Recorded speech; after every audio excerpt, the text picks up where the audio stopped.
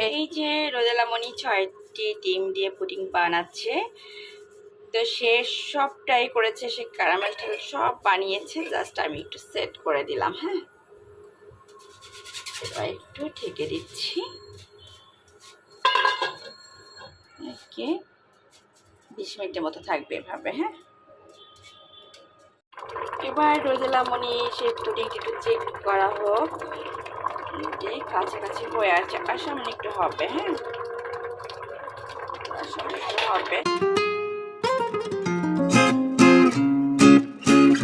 রোদেলামণি সে pudding বানিয়েছে, মাশাআল্লাহ অসাধারণ হয়েছে পুডিংটা। ছোট্ট বাচ্চা মানুষ, সে যে এত চমৎকার পুডিং বানাতে পারে। আসলে ক্যারামেলটা আমার হাতে তো একদমই হয় না, রোদেলা আবার সে চমৎকারভাবে ক্যারামেলটা বানাতে পারে। সে এখানে 6টি ডিম দিয়ে করেছে। আসলে অসাধারণ হয়েছে পুডিংটা, অসাধারণ।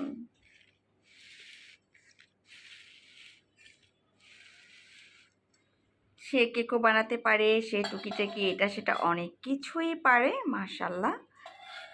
ট্রাই করে, আমিও চাই সে আস্তে আস্তে সব কিছু শিখুক। এই হলো কথা। এই যে কেকটা আমি কেটেও নিয়েছি। এখানে কিন্তু অল্পটা ছিল, সেটাই আমি আসলে ছোট ছোট টুকরা করে রেখে দিচ্ছি। আর আমরা অনেকটা খেয়ে ফেলেছি। অসম্ভব মজা হয়েছিল আসলে। বাচ্চারা যখন যেটা বানাতে চায় তখন সেটার প্রতি মানে তাদের উৎসাহটা দেওয়া উচিত। হয়তো আমার এতটুকু বাচ্চা, সে আসলে যখন যেটা বানাতে চায় আমি তাকে কখনোই নাম বলি না।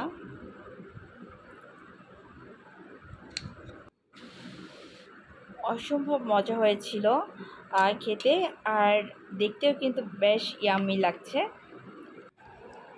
এরপরে আপুর বাসায় যাব রোদিলাকে নিয়ে, সেখানে সে একটু হারমোনিয়াম বাজাবে।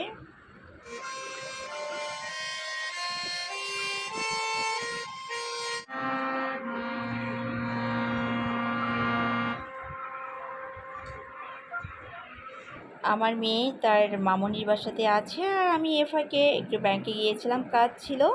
আর আসার পথে কিছুটা পুরি আর সিঙ্গারা নিয়ে আসছি গরম গরম খাওয়ার জন্য।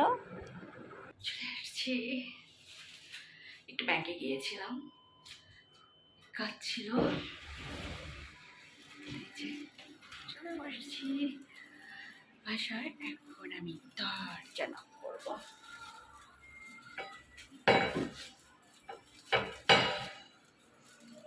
কুলিং বিলটা কে যেন এই অবস্থা করে ফেললো, এটা কি ঠিক হলো?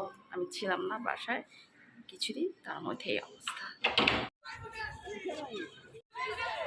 হেঁটেছি এতক্ষণ, এখন একটু রেস্ট নিচ্ছি। বাতাস আসতেছে, মৃদু বাতাস। হাঁটার পরে আসলে এত হিট হয়ে যায়।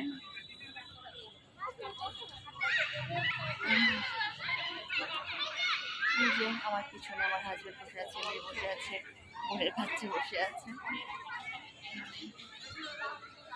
আমি এই দিকটায় ফিরে বসার কারণ হচ্ছে বাতাস আসে খুব। কিছুক্ষণ রেস্ট নিয়ে তারপরে একটু কেনাকাটা আছে, সেটা করে বাসায় চলে যাব।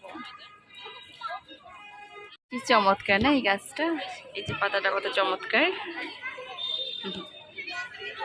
সবাই বসে আছে।